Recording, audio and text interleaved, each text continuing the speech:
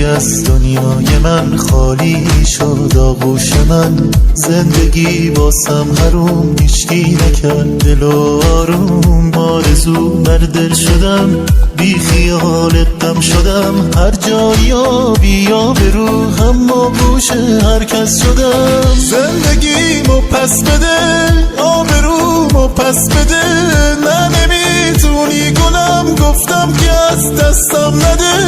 من ضعیف بی دست و پا میون این گرگا دما، بی دفاع بی سپر واگذارت به خدا.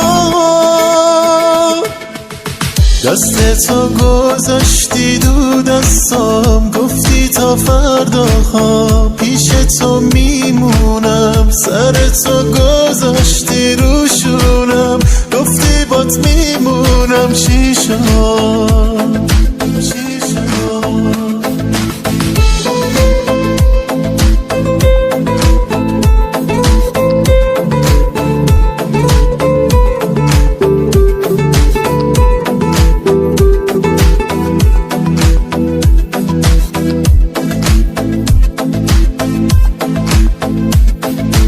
میبینم اون روزی که تو برگردی با یک کوه غم، زندگی باست حروم افتاده ای به پای من. تو پشیمونی ولی از سنگ اون موقع دلم خیره به من ظلمی زنی، با فریادم بهت میگم.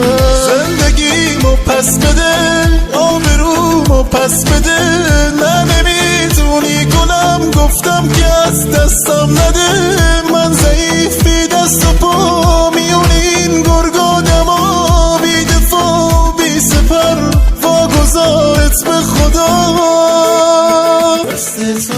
دستتو گذاشتی دو دستام، گفتی تا فردا ها پیش تو میمونم. سرتو گذاشتی روشونم، گفتی بات میمونم. چی شد؟